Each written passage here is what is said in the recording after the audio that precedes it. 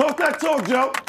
Talk that talk, Joe. I like that. Yo. Welcome to another episode of the joeZONE podcast. Today I have with me an artist he's been doing some really awesome things. Ladies and gentlemen, please welcome Al Luke. Thank you so much. Al Luke, how's it going, buddy? It's going well. I think today I'm feeling a bit tired, but Yeah, it's keep like going. it's not like working a day job and then afterwards you must get to do things. Yeah, I think it's also just the winter blues just creeping in, like sometimes in winter you just want to be in early, I wanted to tell you your name is on your t-shirt there, Al Luke. That's a super cool name, bro. Just to start to do that, like, how did you get that name? Is Al your full name? Al is not my full name. You made your name cool. That's cheating. No.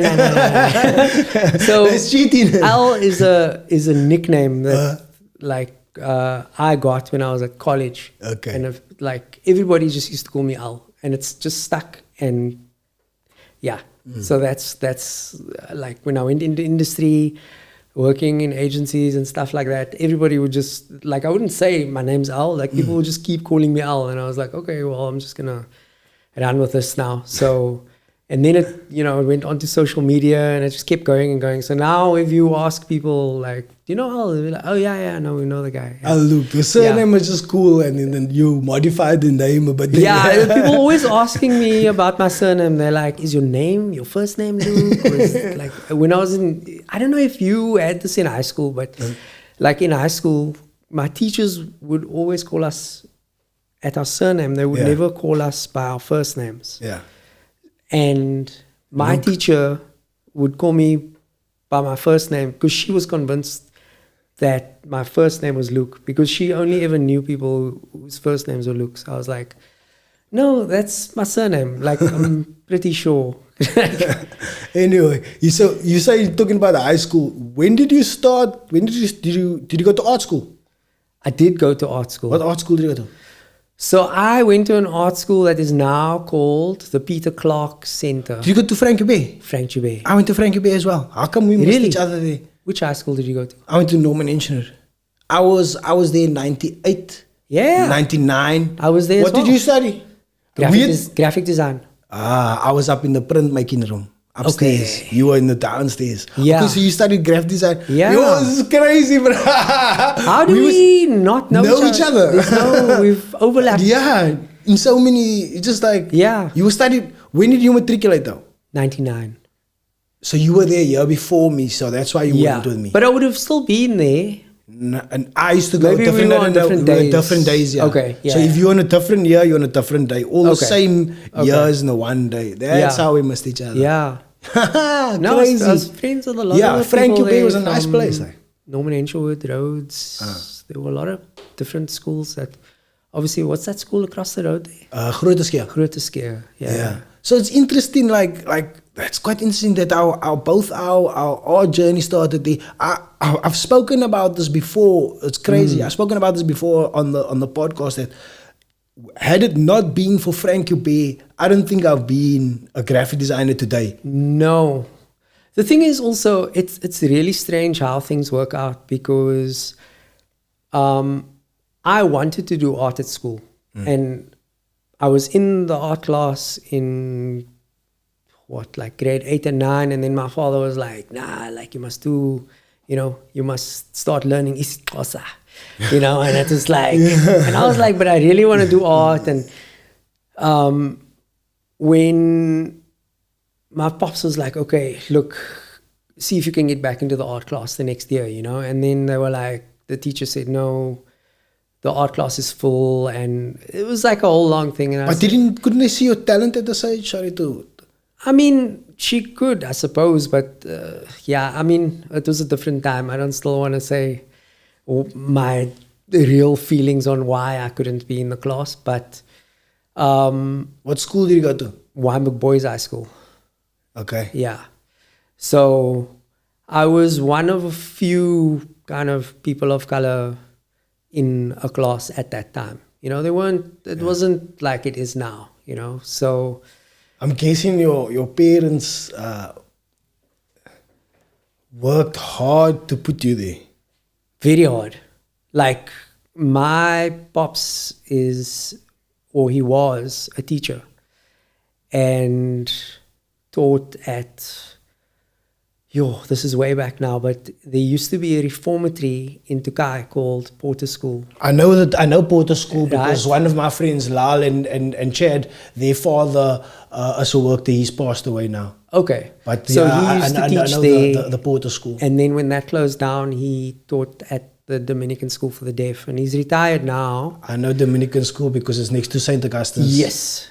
And yeah, I mean, at that point, my mom was retired already because she had really bad back issues and, she was struggling with that. So she couldn't really, be at work full time, you know. So, yeah, I mean, my parents worked really hard to put me in that school. And, I got a good education, that's for sure. Was that the catalyst for you to get into design? Being at that school? Yeah. No, I don't think so. I've always had an interest in creative things. Okay. So when I always tell people that I like making things. The end goal is not always what I'm after. I enjoy the part in the middle where you're making things. The process. Yeah, the process of making things is what I enjoy. When I'm done with things, I move on very quickly. I'm like, okay, cool. Look, I made this really beautiful thing. Cool, it's done. And then I look for the next thing that I want to make. So I'm not too concerned with, what does it look like? I'm straying a bit. But yeah, so that school wasn't the catalyst for me to go and study design. I couldn't get into the art program there. And then my dad said to me, we're going to find a way. We went to Frank Joubert. They said, cool, come here. And at that point, when I started there, they started the graphic design program at Frank Joubert. Yeah. So the way things lined up was, it was really just meant to be, I think. And the person who was the teacher there was also the lecturer at Cape Tech at that point, which is now CPUT. Okay, easy peasy. So I already, at a high school level, had a first year understanding of graphic design when I started. That's great. And obviously I still had to do all the work and create a portfolio because at that point, I don't know if they still do it, but there's, there was a portfolio of requirements. Yes. You have to do basically have to draw a lifestyle drawing. Yeah, they give you a bunch of things to do. You have to draw it in pencil, ink, and something else, and there's 3 different things. I remember it. Exactly. So I had to do all of those things and apply, and I got in and I haven't looked back. I mean, there were a couple of stumbling blocks in between, but that was a springboard. The going to Frank Joubert was a springboard for you to get into to the lady who taught us and then lectured me at Tech was my very first mentor. And till this day, whenever I see her, it's always you still see her today? I still see her. It's so much love, and I saw her not too long ago at Cape Town Art Fair. Is it? What's her name? Shout out to her. Roxy is her name. So what I'm going to say is it's good to, on this podcast, and what I like to focus on is people so that good mentors, man. Good mentors is important to the younger community, we believe. So it's we want to highlight the best people from where we come from. You know what I mean? What did it take for them to get where they got that? That's what we want to discover in your. And it's crazy that me and you have a similar path. But sorry, I want to know about the illustrations part. When did that illustrating style of yours then come into play? Was it young, early in your design stages, or did it come much later? No, much later. Much later. I mean, the thing is, I've only been playing with this style and making artwork with this style, and maybe I'm trying to think now. Maybe the last 8 or 9 years. Yeah. You know, it might even be less than that. Like I always tell people, let me just go back on my Instagram and see when I posted my first thing. But I was really focused on running a design studio, and I did that for a long time. And after a while, I wasn't finding any joy in it. And then I started looking for something else, you know, and I started doing, you know, lettering and sign writing and stuff like that, but it didn't stick. You know, it wasn't something that I felt like, okay, this is the thing that I can pursue for a long time, you know. And then it also wasn't like a total activity that gave me like a lot of freedom, you know, at least not for me. You know, there are amazing lettering artists out there and illustrators who, you know, I'm lucky to be friends with some of these people, but, you know, like that wasn't for me. So I didn't want to be doing commercial illustration. Yeah. You know, it wasn't, and even though some of the projects that I've worked on have, you know, crossed that boundary of going from fine art into work for brands or commercial spheres, that was never the aim. You know, like this thing started by me just drawing one day, and I just kept drawing. And I think also, like I spoke to my friend about this the one day. I said to him, like, I didn't even just start drawing in the normal way that they teach you at school, where they say, like, look for reference and then draw this like that person, and maybe you make it into your own style. You know, I started writing down the stuff that I was trying to do with my artwork. And then writing it down, how did you write down your... So the same what was way, your process like? Yeah, the same way you would do research for something. You just wrote down... Like I would write down the kind of things that I was interested in and the things that inspired me and artists that inspired me, and what is it that I liked about those artists? You know, was it the kind of colors they were using? Was there like a common thread that connected all of these artists that I liked? You know, what kind of activities inspired me to really like start with art? You know, so I had to kind of go way back to primary school when I first picked up a skateboard, and then I realized like these skateboard deck graphics were something that like, you know, my head exploded when I first started seeing these different skate deck graphics and stickers. And, you know, I was like, wow, like, I don't know how they do this, but I love it. And I love looking at this stuff, you know. And then I started looking at vinyls and like I used to look at LPs at home. Like, people probably thought I was strange, you know, but like I would look at the LPs and wonder, you know, how did they take this picture? Like, how did they, you know, create this lighting? Or, you know, how do these things work, you know? So when I was older, then obviously I got to figure that out. But I think at some point when you look back in your journey, there's always a moment where you know, the things that are maybe just interesting to you, it crosses a certain threshold, and then once you start trying to figure out how does this thing work, now you're on a journey to start something, you know. Your work as don't you want to go to his Instagram quickly? Not Pride. The Al Luke one. First one, Al from Cape Town. Yeah, that one. Just go. No, right on that side. That one. There we go. Just go to his. I just wanna. There we go. That style. Yeah. Where can you almost place when that style was born? Like of what inspiration you pulled from to get this style? Like you said, you obviously listed down like artists that was like. So the one thing that people always say is like, oh, it reminds me of Keith Haring. Right? Is it? And so I never style on the shoes shoes are awesome. Yeah. So when people say that, I say thank you. Okay. But if you look at my work and you look at Keith Haring's work, and obviously if you want to compare my work to that, I'm not going to be annoyed about it or feel some type of way about it. That's cool.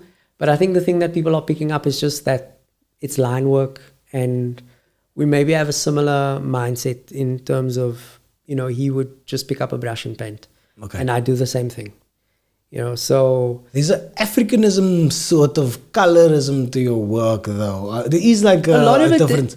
A lot of it is just expression. Like I've tried myself to define it and figure out like what is it, but it's just the way. Sometimes you'll see more literal elements in the work, and sometimes not. Like it's sometimes you see things, like I'll see things in my mind's eye of what I'm trying to draw, and I'll draw it in the way that I feel works most naturally, and that's what comes out. Like I have, and people will think like, oh, he's doing this art thing, like whatever. Like I have blacked out drawing, not blacked zoning. out, not blacked out in the, like, oh, he's fallen over, but I've hit that like flow state. Flow state. Oh man, you said the word. And I've hit many times where people will say, oh, I like this piece that you've made. Can you make one for me? And I say, it's not going to look the same. Yeah. Because I am not the same person I am today that I was in that particular moment in time.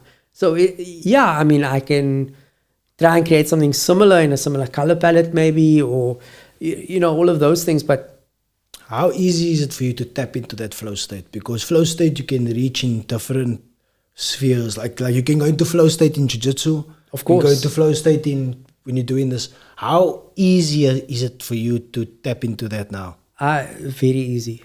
Is it? I think it's just become It's like a muscle. a habit of practice. Yeah. So It's a muscle. you need to work that muscle, the more you do it, the easier it becomes. Like if I have some headphones and paper and a pencil, like I'm good. Like you can leave me here for 3 hours and come back later and there'll be drawings everywhere, It's not easy for everybody to achieve flow state like this the sense of calmness and creating at the same time. Yeah. Like there's a movie Soul that I watch with my kids. Have you seen it? Yes, I have seen it. Oh, it's the most beautiful movie because they explain that flow state so beautifully, man, in the movie. And especially to kids, it's nice for them to see that. But for you to see it and for you to achieve it, it's two totally different things. Yeah. To achieve it is very difficult for some. I know I'm lucky to be achieve able to do that. Yeah. Like I never frown on the fact that I have this opportunity to make this kind of work, and the fact that I am able to make this kind of work, and the fact that there are people who like the work. Like it was never my goal to make things for people to like it. When I first started, that's the best artistic expression. The whole thing was processing thoughts and emotions and things I'm seeing, and like that was it, so it was art for, I suppose the word is catharsis. It's like you giving yourself your own form of therapy to release things, and after a while it was just, people would, my friend Garth, really good graffiti artist, said to me one day, I see the stuff you're making, he asked me to be part of an event that he used to run for TFG, one of their sneaker stores. Okay. And he asked me if I would be a part of it. And then I was like, cool. And then the first one I did, and I really enjoyed it. And then he said to me a second time, do you want to do it? But this time you can draw on the store's storefront window. Cool. And I was like, what do you mean? He's like, you can just go wild. And I was like, okay, cool. And I think at that point, that was a real turning point for me, because it became something where I realized like, yo, this flow state thing is like real, because I painted those windows. Sports scene windows. Not sports scene. Archive. Archive in Green Market Square. Crazy. So I painted those windows, and there was a point in that 2 hours where I forgot that there were people there. Like I painted, and every now and then somebody would tap me and say, hey, how's it going? And I was like, cool. But there was just this one moment where I was undisturbed for maybe like 15, 20 minutes. And I forgot people were there. Flow state. And I drew on those windows, and it was crazy. And yeah, it was really amazing. You enjoyed it. Yeah.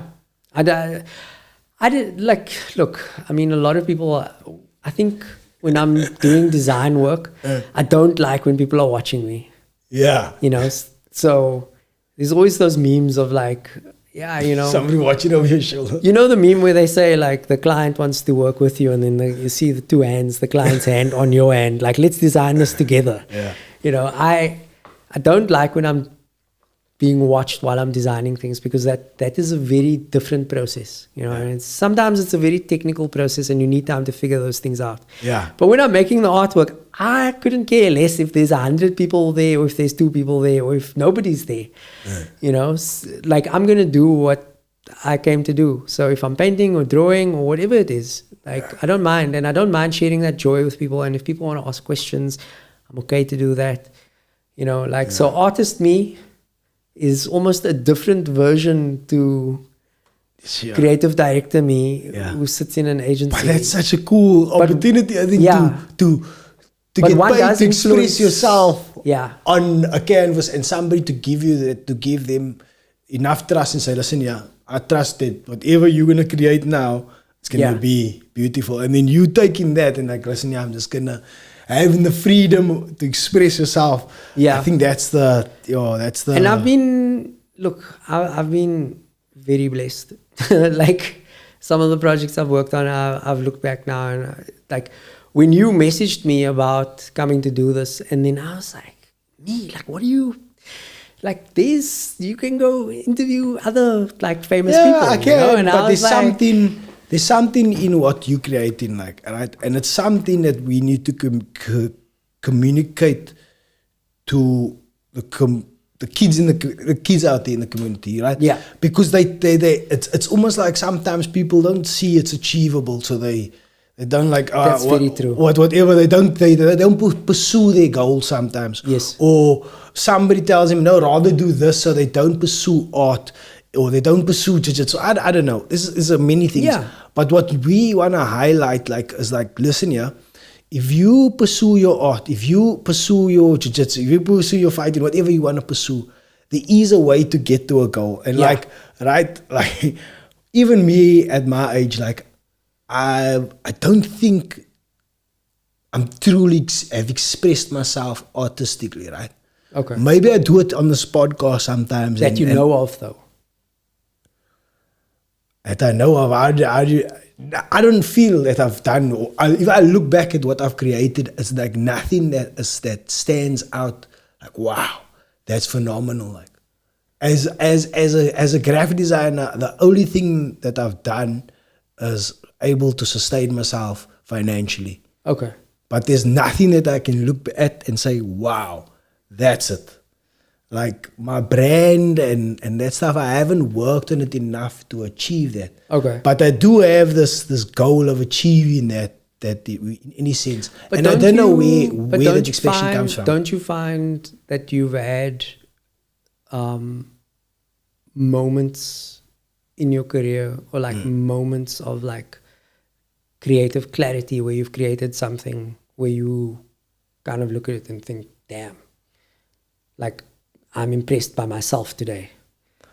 Yeah, you get that, but what's it doesn't stand the test of time. That's I think what we as artists want to create. Yeah. Look, I mean, obviously, you want to create something that you create in a style You creating an artwork, one picture, Yeah. doesn't stand the test of time. But No. you creating your own style stands Yes. the test of time. You know what I mean? You That's have- what I mean. yeah. I mean, you have to carve your that's own the lane. one thing that I can see as like, as a creative, like, oh, that's the thing. Like, so I can see my journey as a creative, like, it has changed because I've been a number of things. Like, I don't only express myself as a graphic designer. I've expressed myself as a comedian. I've expressed myself in this way. But how it's all gonna come together and click, I don't know. But I have faith that it's gonna. That's And really crazy that have you done stand-up comedy? yeah, I've done it. Yeah, I've enjoyed it as well. But that again has given me insight into a different creative process. Yeah. So all these different creative processes, like even Jiu-Jitsu, it's a creative process of learning something to get to another thing. So That's So- my favorite thing. It's just that learning. yeah, Yeah. and it all links together in like, okay, so that's what I'm saying. As a creative, have I grown? 100%. Okay. Phenomenally. Yeah. I've had big growth spurts at sometimes, and sometimes I haven't grown. So Okay. have I grown as a creative? Most definitely. Have I created my my opus? I don't know. We get in there. When we listen. can take a bow. Be patient with yourself. Like I, for a long time, used to look around and think like, damn, like, how did this person do that? How do they have this style like so dialed in? Like, yeah, I used to kind of try to figure out, and yeah, when I was least expecting it, this thing started, and it's really like finding your voice, like they say in Yeah. comedy. It's finding your voice, like. Yeah. So like even you say you found your voice at the later stage, like. much later. Yeah. It's like Much later. that's what it is. It's like finding that voice. What is that voice? What is that tone? What Yeah. is your, I don't know. Like just when I everything know flows. lots of illustrators, right, who are amazing at what they do, but I can see how their style has changed over time, right? Yeah. And then I know this one guy, Richard, and I met him when he was still at college. Like I always reach out to creative people online and like chat with people and try and connect with people. And he was like a guy who at college already had a very distinctive style, Yeah. you know, and I was like, I always used to try and encourage him to say like, dude, like, I don't think you understand just the position you're in, because you already have like a very distinctive style. So run with that, you know, do that. Yeah. You know, and he used to come to us, and when we had the studio, and we would help him kind of put his portfolio together and give him advice and stuff like that. But I just, obviously, because I had the experience, I was saying to him like, do that, you know, like. I've also got a friend that I used to study with, Lindsay Levendahl. Okay. You know He's him? in Canada. Yeah. Yeah. You know Lindsay? I know his artwork. I've never met him, and I've said how's it to him once. So or he twice was in online, the same year with me at Frankie Bay. but- Okay. And Amazing. then we both went to tech together Okay. at CPUT in Belleville. Yes. So we know each other quite well. And then obviously, at that time, we never spent a lot of time, but we still chat to each other now Yeah. and again. So we're still friends. Seems like a super nice guy. So Like- what I want to tell you is about his style. Like, Yeah. so back in the day at tech, like his personality's changed, like sort of. Not but change, like you grow as a person and Yeah, things of happen course. to you and stuff like that in life. But over that time, his style has changed. Like, and Yeah. it's like almost like it's like crazy to watch. Like I remember back in it was 1998. He drew this massive drawing, like high. Remember there was in the hallway of Frankie Bay, there was like this big area. Yes. It was high like ceiling. Yeah. So in that hallway, he had this big thing like higher than the door, and the doors were higher, so Yeah. so higher than the door, and he was drawing there like this thing, and I like came in there and I was like, check it, this. My eyes just opened up Yeah. to a whole new world. This person was drawing something bigger than themselves. Yes. Like you've seen this in the movies or Yeah. heard about it on in books and stuff like that. Yeah. But I've never seen somebody draw something bigger than themselves. Yeah. So he was drawing this thing, and the illustration was of like two little girls, and they had like this like plane. So his illustrations are very soft and like. Yes. Da, da, da. Have you seen his work now? Yeah. It's some really amazing. Like, I love his color play, the way when he does. I'm not sure if he's working with pencils or with like a. He's working with multitude of pastels. Like some of the stuff he does with like the pastels or the pencils. Like the way he plays with color is amazing. But obviously his drawing style, I mean, it's like. It's totally changed. It's more like. I know he was also, I'm pretty sure he was into like street art for a while. He was, yeah. Bison or something. Yeah, like yeah, that. yeah. He used to work for Bison but yeah, he's done phenomenal. But just in the style, in his personality change, that is it's quite interesting to me. It's like, this is somebody that, like you said, you were mentioning somebody that like had a style, and then like from as Lindsay's changed as a person, or changed, grown as a person, that is also grown. His art has grown. Look, I mean, this like Instagram is my visual diary. Like the further back I go, the further I can see like how it's changed and how it's morphed year by year to what it is now. And this is quite good. This one in Woodstock. So that illustration there, that one is the one that I said has got like the Africanism in it. That one is on the in Camps Bay, on the pedestrian crossing. One, yeah, that's in Sea Point. Tell me about this project, The Block. So this project, I was connected with them by an agency in town who I had made contact with to see if there was, like work that we could maybe help out with. They were a creative agency. Yeah. They actually used to be the creative agency for this place. Okay. And then they said to me, look, there's a Rush project.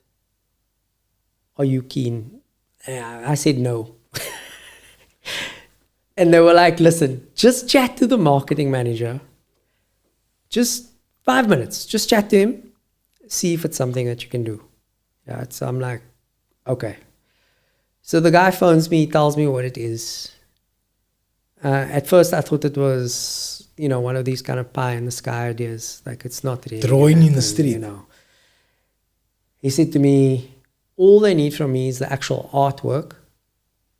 This was the first time I didn't actually paint the physical work that's on the street. Okay. Because of certain permissions and licensing you needed the council and all the, like, so we ended up finding these sign writers that were really amazing, and they managed to translate the work from the artwork that I gave them with colors and everything, and to that. Okay. So yeah, I mean, the setup for something like that is, I mean, it was declined by various committees within the municipality a couple of times, and it took 8 or 9 months to get approval.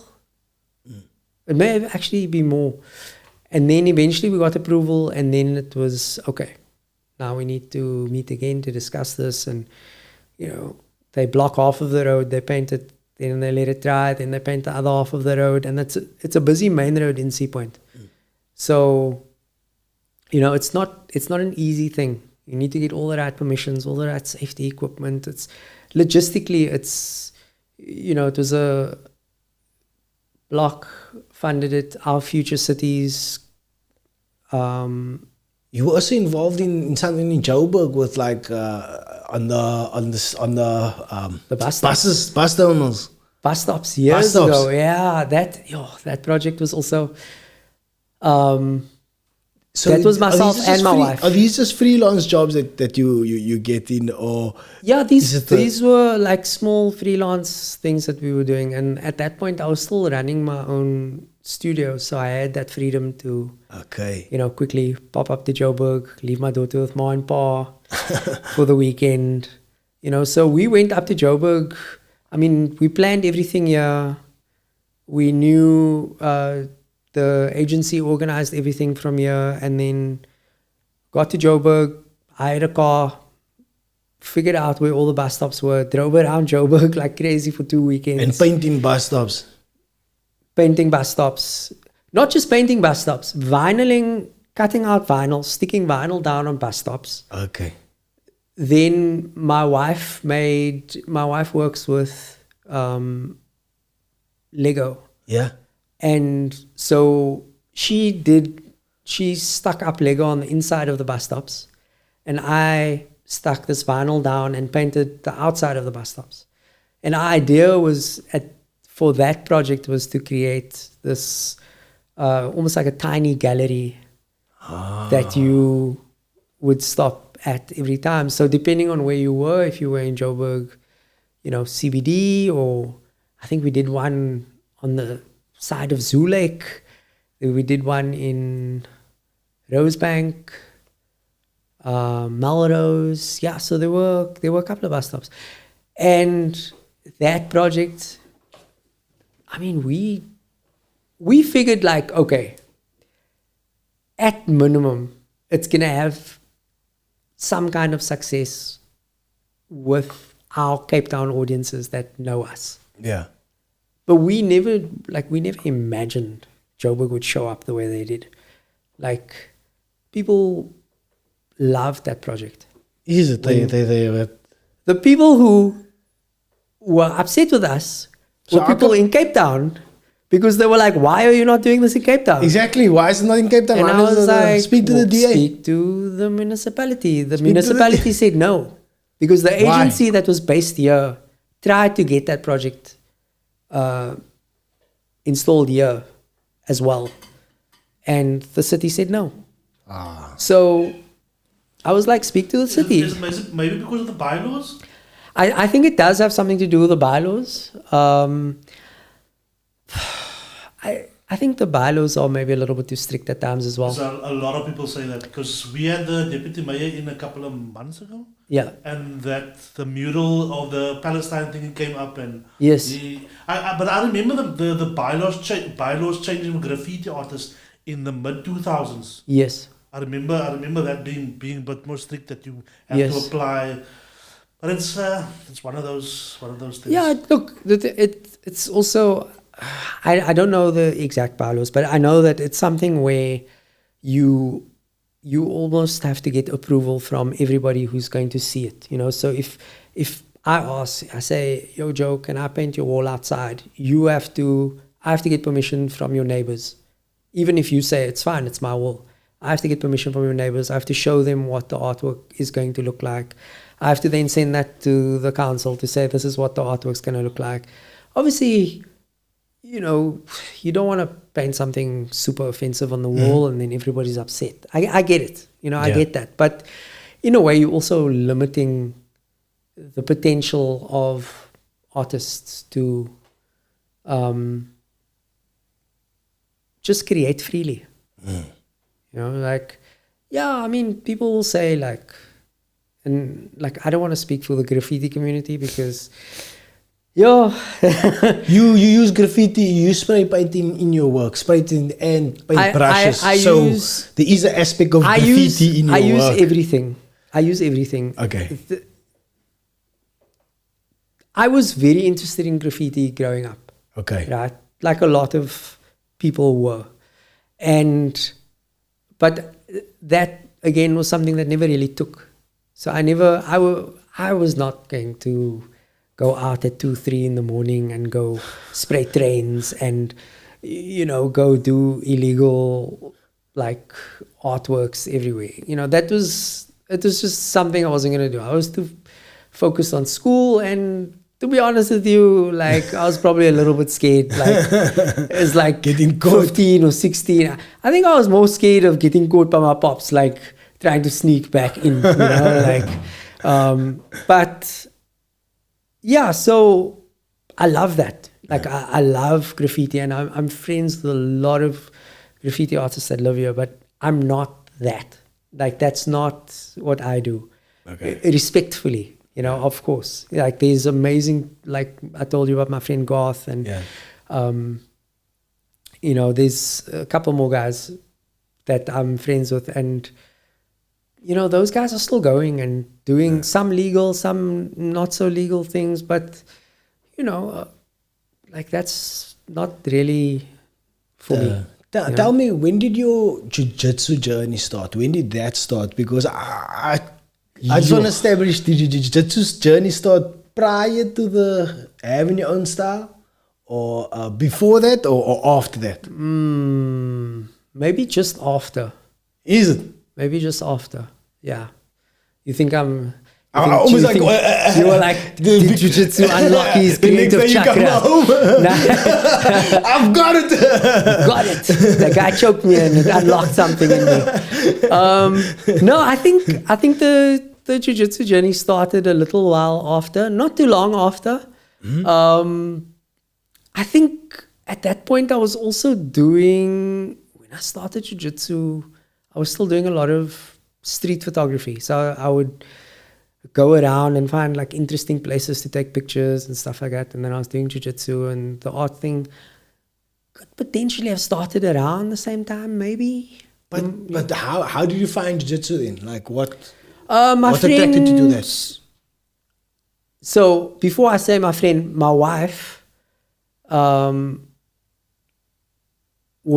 she said to me, you need to, like, I was a bit stressed with work and working for myself and all that kind of thing. And she said to me, go and find something to do that will relieve stress. Like way, way, way back when, like, I did Muay Thai when I used to work in town, and that was really fun. And then after that, I started surfing. I surfed for a long time. And then when my daughter was born, like, that surf time kind of goes just... Yeah, you can't. Mine was cycling.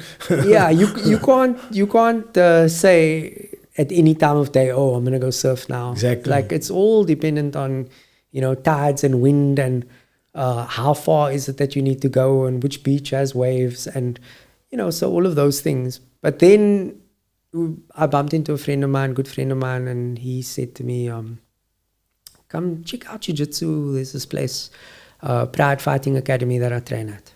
Sure. And lucky you. I went, and then I thought, I'm not sure. And I hate doing that, but I do that often. Is like just contemplating, like, should I, shouldn't I? And then it was like a couple of months passed, and then I was like, my wife said to me, you went there, like, what's the hold up? Like, why don't you just go? And you said you enjoyed it. And I was like, okay, cool. Like, you are smarter than me, so let me just go and check this out. I always say she's the smart one, like, and yeah, I signed up, and I mean, this is Pride Fighting Academy 2016. Yeah. 8 years ago. Yeah, around there. I think 7. I forget. Like, and I met Mike and his wife, and my friend was training there, and yeah, it was a blast. I mean, it was tough. And at that time, there was EFC fighters a lot in your gym. A lot. So you met EFC fighters, like you were rolling with EFC fighters from the get-go. Yeah, quite a few. Drop a few names there from the beginning. You ever roll with Don? Don. So Don left, I think, just before I started. Okay. Yeah. So there was Adam Grant was still there. His brother was there. There was what's this big guy's name? Shane Mayer, I think was his name. Okay. Was also fighting the UFC. Okay. Out of all of them, like out of a lot of people that came from PFA, Don, and obviously You must have trained with. You must have seen Irshad Syed when he dropped in yeah. Irshad Syed. Yes, he dropped in a few times. Super nice guy. I never got the chance to roll with him though. But you must have seen him. Oh, yeah. So I was just looking at all the big names from the EFC like over the years. I mean, Drickus was there not too long ago. Is it? You see, so he must have there. Yeah, he was there. He was down in Cape Town for something, and then he popped in. He popped. I think 2 or 3 times I saw him at the gym. Yeah. Like he popped in and he did. I think he did like boxing classes or something with Mikey and one of the other boxing guys the boxing coaches that's there. Yeah, come in. And there's a lot of big names that is trained there, and I mean the EFC has been coming on quite a while now. Yeah, I mean, like Don, like Irshad, like. I mean, it's like Drickus, obviously the biggest of them all. It's awesome that Mike's wife. She also fought, yeah, no? She fought recently, and she posted a picture not too long ago where Leon Edwards, that fought who's the UFC champion, before he was the champion, way back when he was down here in Cape Town and he was training at PFA. Is it? So there was this picture of them training. This with Leon is her EFC account, G.I. Jane. G.I. Jess. G.I. sorry. G.I. Jane. G.I. Jess. Is this her account? No. It's the second last one. Okay. That one, yeah. There you go. Just check out. So she's had a professional fight recently. Boxing match. She had her first boxing match, and yeah, she did really well. I mean, before that, she did a bare knuckle fight. I saw her do that. No, that was the hectic. No, she's brave to do. She's super brave. Like I've done jiu-jitsu with her plenty of times. Like when we do jiu-jitsu together, there's no like she's a girl and it's gonna be easy and like my friend Jess is tough. Like she will. There's a bit of controversy around her in the hijab and the Jewish community for the fighting I read. I mean it's look, I think when it comes to this kind of stuff, there's always going to be controversy. Like she's, and I can't speak for her, but like she's made a religious choice to wear hijab, you know, and for her, she feels like Islamically, like that's the choice that she wants to make, and that's I think that's cool, you know. And as for the fight, like anybody that was there at the event, and I was there. There's a bare knuckle fight that she had. Yeah. So anybody that was there will tell you there was zero controversy. Like there was somebody just wrote a stupid story. There was no controversy. There was one random old guy on Facebook who decided to make this something it was not. And he was also blatantly racist about the things that he said in his post. Saying that there was somebody from Boxing South Africa there, and he said something about why didn't this boxing guy stop this, and did he have chicken wings in his hand? He called Jess's opponent a car guard. Sure. So this is the mindset of somebody who wasn't there, who tried to create something that didn't happen.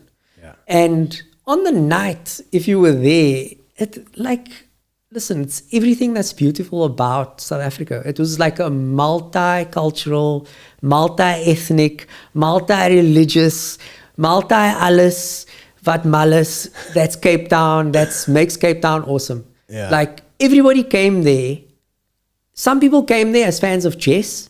Some people came there as fans of boxing. Yeah. Some people just came there because they saw like, oh, there's something cool happening. Yeah. I'm going to go watch. And the event was run really well. Nice. The level of boxing was amazing, male and female fighters. So, I mean, the headline fight was two female fighters one from Cape Town and one from Limpopo, I think. Okay. Yeah. No, I lie. The other lady was, I think, from Zimbabwe. Okay. But, I mean, like, just brought the house down. Like, Is it? they went from the first bell to the last bell. It was just a war. Yeah. And at the end of it, people were just like, whoa. You know, and you could see there were guys in the audience who were skeptical, like, oh, it's two girls. But at the end of it, everybody had to give them props because, yeah, they fought their hearts out, you know. And that event was... Nah, respect was to great. them, man. I really like what they're doing. I really like what Jess and Mike is doing. How they grow in the sport, and that's all what they stand for. I respect what they don't back down. If you stand up for what you believe, I respect that. Look, there's a thing where at a certain point you either talk about it or you stand on it. You say things that you actually believe in. Yeah. And with them, they're saying things that they believe in. And yeah, like we may not always align on everything, but at the end of the day, they are both like I love those two. Like those are like people that I see constantly and I know them well. And yeah. Mikey's down. I don't know if Jess is down there as well. They down in Joburg because it's actually EFC tomorrow, no? Yeah. Yeah. One of the guy, Faiz Jacobs, troublemaker. He actually mentioned. He actually broke the news that he's fighting tomorrow on this podcast, like a few months back? Two months back? Something like 2 months back. It's a rematch, eh? It's a rematch, yeah. So he's lost to Sylvester Chifumbo before. Yeah. But I don't know. Sylvester missed weight, eh? Sylvester missed weight. Yeah, he missed weight. By how much? He couldn't continue cutting weight. I don't know when, and his nose has heavy nosebleeds. So they fighting at catch weight of 63, I think. Okay. So yeah. But yeah, that's unprofessional, bro. you gotta, I don't know what's going on in his health, and I hope his health is alright, but you gotta make weight. That's part of the job. It's like, yeah, I mean, I'm not a professional fighter, and like I've done a few jiu-jitsu tournaments where I've had to cut weight, and it's not easy, but I think if you are a professional athlete, you have to do the work, you know. I've seen a few guys who used to train at the gym, and I could see, his weight cut is taking its toll, you know. But Mikey is a technician with this kind of stuff.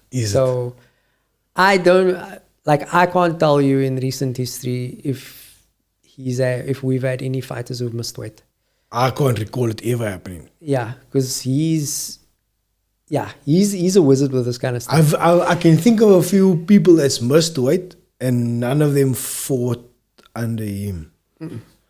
In EFC, I'm talking about now, because I've been watching EFC a lot, so I can talk about that.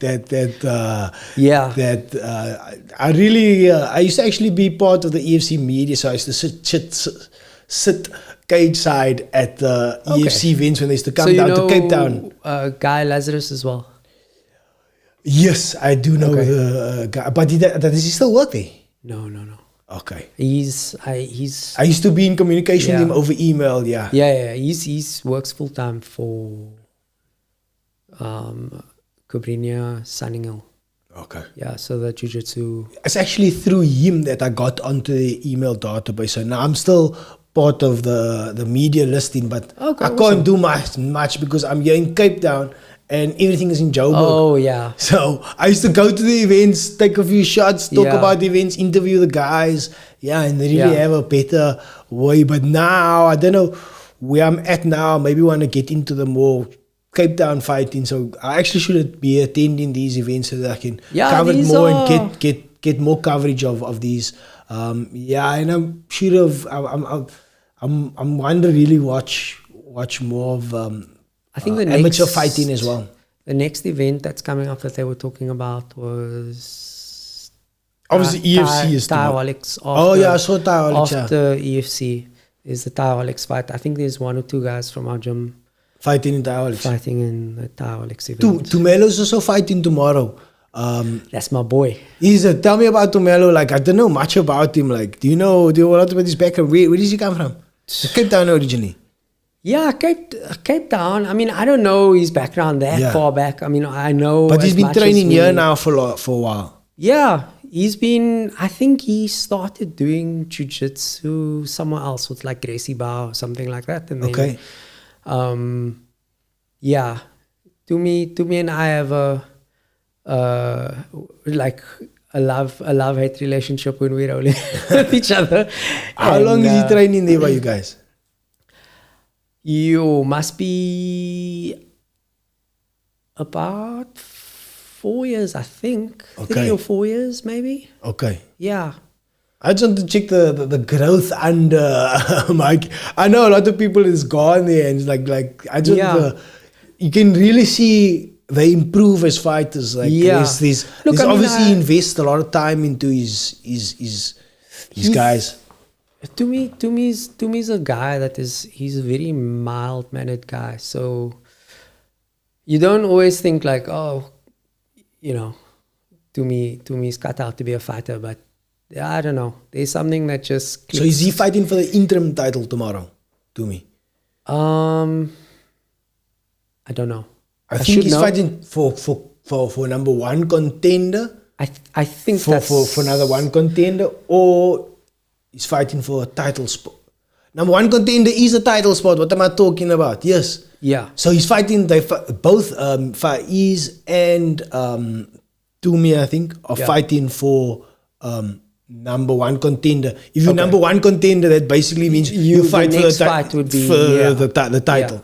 Yeah. And then the main fight is your other guy, also from your gym, Jailson. Jui-Jitsu is how you pronounce it. Did I get it? He's from Brazil. How do I pronounce it? Jui-Jitsu. Jui-Jitsu is the main fight tomorrow night on the March May 9th card. Yeah. So that's my jiu-jitsu coach. Okay, he's your jiu-jitsu coach. He's my jiu-jitsu coach. Okay, and he's fighting for the title. So tell me about your jiu-jitsu coach. How long is he training here in Cape Town? He's been here. He came here from Brazil, I think, just before COVID. Okay, so about 5 years. Yeah, so he goes back to Brazil once in a while. Like he's got family there, and then he'll stay there for a bit, and then he comes back. Does he live here or there? Where does he? He lives here. Okay, he lives here now. Okay. But when he started here, he was connected to another black belt that would come down from Durban, a guy called Vladimir at Tupi Jiu-Jitsu. Okay. So they were friends and they were connected, and Vladimir, I think, connected him with Mike, and then he started training and couldn't really speak much English. It was like Portuguese. He would say, how you say it? And he'd be like, elbow. He was like, yeah, elbow. And he still got this very thick Portuguese accent, but his English is like much better. Super nice guy. Like just definitely like if you want someone to get you into jiu-jitsu, it's those people, like very mild-mannered, makes jiu-jitsu fun, goes hard, but also loves teaching, loves passing on knowledge, and loves competing, So if there's a jiu-jitsu tournament, I've seen him competing many. He loves That other competing. guy, he's so Brazilian with a mustache. What's his name? I don't even know how to pronounce his name. Davi. That guy is dangerous. with He's the been on that legs. Submission Kings program. Yeah. Have you seen him on Submission Kings? Yeah. Yo, that guy's dangerous. He's training with us at the moment. Is so, it? So he's also there. Yo, He's so you got been at PFA, you got the gym full of killers. Yeah. Yo, He's iron been sharpens here- iron. Davi's been here now for, I think 2 or 3 months he's been down here. He's been training at the gym, helping Jui-Jitsu coach now, also while he's preparing for his fights. And Okay. we've got, obviously Mike focuses more on MMA, but sometimes Mike will take classes. And then we've also got like some other really like talented athletes who are purple belts. My friend Ryan coaches, my friend Mishka coaches, and then Mike will coach every now and then. And it's always like the best thing when Mike takes a jiu-jitsu class, because everybody dies. Like nobody survives Mike's class and goes, oh yeah, that was easy. You know, everybody dies. And Mike makes jiu-jitsu just super intense. It's like old school jiu-jitsu guy, you know? And yeah, it's we've got like a really good crew of people doing jiu-jitsu at PFA. Yeah, Like man. It looked like you got the interesting thing is like you got a lot of people from all over the world coming there. Like, isn't like Mike All is over. from somewhere else? Yeah, all over. I mean, Mike is, he's Lebanese, and yeah, him and his brother started the gym way back when. And I mean, I am like, I've come like way down the timeline of when PFA started, you know. Yeah. PFA started, trying to think now when they started. Sure. That must have been Could be like 2000. was it 2000? I was Maybe. thinking around 2010 around there, because I remember around 2010 that was like I don't know, I think that was there was a big birth of mixed martial arts around that Yeah. time. Not birth, Yeah, but maybe, like a maybe, big, like, maybe 2000 is too like, early. Maybe. I think it was around 2010. There was like a Yeah. big movement, like around, not movement, but things started happening in Cape Town. And what I mean by boxing was always the main sport, was always Yeah. the main fighting sport in Cape Town previous to Muay Thai 2010. also had its moment. But that, when was that? That was Muay like Thai had its moment in 2007 or something like that. 2005 to 2010. I would say from 2001 to You got the question there?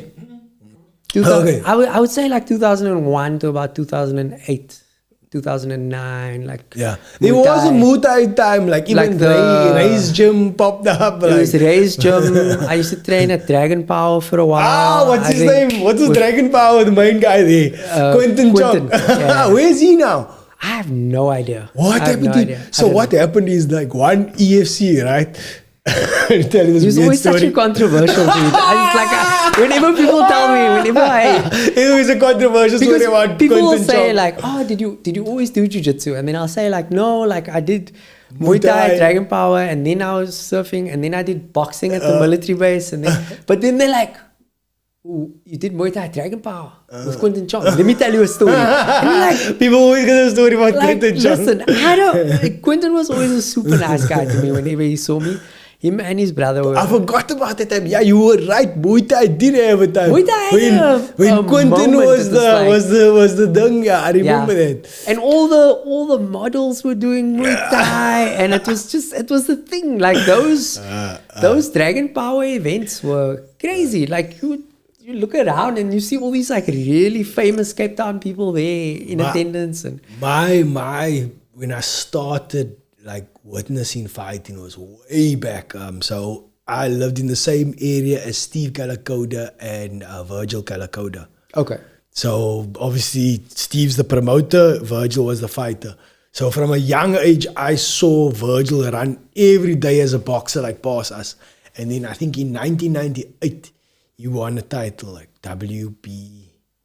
I can't remember. I don't know the last one. I don't know the Listen, last letter. I don't It's know. WB. There's too many things Yeah, in there's boxing. too many It's WB. WBA, whatever. Yeah. BC. So the last hit, I don't know what it was, but he won that title. And then, my bro, it was just like, whoa, everybody was like, so that was 99. And then 2000 people saw, like, like the fighting was the thing. And then there was CFL for a time. Remember CFL? Cape Town Fight League. Cape Fight League, yeah. Cape Town Fight League. That was a quiet time. I actually want to get like, I wonder what happened to that. Amateur events like that. That wasn't the Cape Fight League with that gym that used to be in Deep River? Takedown, yes. Takedown Academy. Yeah. The agency the agency that I used to run, we designed that website way back. Is it? Ah. And then that guy couldn't afford to pay us, so he was like, couldn't afford to There's another bad guy, Gary. pay his whole bill. So he was like, come for free classes for 6 months, and I was like, okay, cool. Gary. Yeah. Yeah, that is also another. What's his surname? Gary Barrett or something like that. Something like that, yeah. Yeah. Yeah. But at that time, I met Mike Bernardo, rest in peace. Is it? He was still the kickboxing coach there. So Mike Bernardo, he was trained by Steve Calacoda when he won his title. Okay. So that was this is the very beginning of mix, not B mix. It was that time it was K1. Yes. In 1998 it was K1. I think so, And then Virgil used to go fly over to the Japan and go fight in K1. Okay. So that was almost like the Pride days, and then that's when the MMA sort of kicked off into 2000, and obviously there was big growth within United States that time as well. Yeah. But we saw it as kids. We saw it. I remember there was this game almost like I think it was a PlayStation game. It was K1, and then there was Ernesto Hurst. He was on there. Oh, hectic. He's from Holland. Netherlands fighter, and then Mike Bernardo was also in that game. Oh, crazy. Yeah, and Mike Bernardo was, because they were all heavyweights. Yeah. And then Mike Bernardo, I think he won a title or something that time, but it was crazy. Pretty sure. Way back then. And then Mike Bernardo and Steve Calacoda rode past us in a Ferrari. One time I saw, back then when he won his title. That's Crazy, bro. wild. Anyway, the fighting in Cape Town is awesome to see where it was then and where it is now. So it's even how people have gone into different routes, and you say you were boxing, then you were doing Muay Thai, now you're doing Jiu-Jitsu. It's and I love it. I love everybody always ends up with the Jiu-Jitsu, let me stick to this rather. I do like it. I mean, you see Mikey, and then that guy on the right there, that's Bones. Yeah. One of the coaches, also a fighter. Yeah. And I love those guys, and they're super passionate about boxing and stuff. But I'm just I genuinely, I don't feel like getting punched in the face. When last a couple of times a week. When last did you spar boxing or something like that? A couple of years ago. Before I started Jiu-Jitsu. So I used to spar at the military base. There was my friend's father used to run a class there, and then he would get some of the boxing coaches that trained the army guys to come and help coach and do stuff like that. And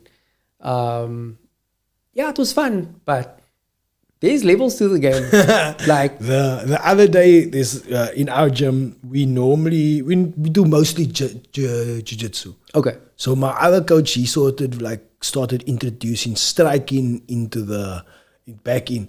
So I haven't done striking in years because of my shoulder I told you about. But it's interesting because there's one guy, he beats me up like crazy in jiu-jitsu all the time. But he never done striking before. So now, now his name is Sean, and he's a big guy. So he's a big guy. Anyway, I was just having a bit of fun there with him, and he's laughing, but he's like, yo, Joey, I never knew. I was like, I also never knew, I forgot. But anyway, my coach, Gary Joshua, he's the striker that will put you on your ass. He's a dangerous guy. He's the. I remember seeing him in EFC. Yeah. And I was like, wow, this is dude. And then I saw him, I followed him on Instagram, and then I saw, does he have his black belt? Yeah, I shouldn't say coach, my professor. Yeah. My professor. I remember seeing him get his brown belt on Instagram, and then after that, he eventually got his black belt. Yeah, he's a black belt. I can't he's a remember professor now. He's not a coach. I think his professor was the guy in Bishop. Quentin, so he was with Steve for a while, but Steve, that's he's it, yeah. GFT as Team GFT. Yeah, that's I call everybody uncle. So when I see Steve, then I go Uncle Steve. When I see him at the tournament, but he's not there. He's not there with Steve Bazier anymore. He's with GFT now. So okay, yeah. But they mostly he's doing a lot of stunts nowadays. And I see. Yeah, and stuff I saw on his Instagram all the stunt work he's doing. Yeah, very cool. Yeah, I mean, but we've been going at it for quite a while now. Almost like more than an hour. Oh, shit. What is it? It's more than an hour, yeah. Okay. Anything else you wanna cover tonight? Is there anything you must have? I don't know if there's anything I missed. I mean, I covered all the bases. I wanted to chat to you about your art. I wanted to chat to you a bit about EFC and fighting and your progression into things. And I just was like, quite interesting conversation to see how we transition from and learn. Yeah. You know what I mean? And that flow state. Look, I think everybody can get into that. I think just find that, like, people should just need to find the things that they're really passionate about, and even if it seems like something that is not gonna make you money, or something that has some kind of financial value tied to it. Like, there's a lot of times people try things and they are hobbies, and then all of a sudden someone else goes, hey, I'll pay for that. Are you making dumplings, or are you making bubble tea, or you baking, or whatever it is, like, I know a lot of people who started out and they were just doing things as side hustles. And then all of a sudden you see, oh, I'm taking orders, or I'm making this now, or I'm switching my career full time because this is what I want to do. So find the things that you are passionate about, and pursue those things. Life is fleeting, Yeah, it goes really quickly, and you have kids, and then you realize how quickly life can. How many kids you got? Just one. Just one and done. She's 11 and she's amazing. She's older. Yeah, I've got 3, and they a lot. That's why I'm always so busy. You are a brave man. 3 kids. Yeah, you are a brave man. That's why I need to get so much insight into artists, like, because I got 3 of them to groom and grow, and I'm sure they are inspired by you, even if you don't think they are. They absorb everything. Yeah. So they pick up on the things that you're doing. Like, there's plenty of times where, like, my daughter's drawn stuff and come to me, she's like, look, like, I drew this, it's like your painting. I'm like, oh, like, and then I say to her, like, but you can draw your own things, and she'll see me working with spray paint, and she wants to try that, and then. Is there an artist in her? There's definitely a creative in there. Like, right now, she loves editing videos, and she'll clip things off YouTube. It's crazy how the kids adapt to this TikTok clipping and. Yeah, she stitches things together, and she was like, Daddy, look at this cap cut.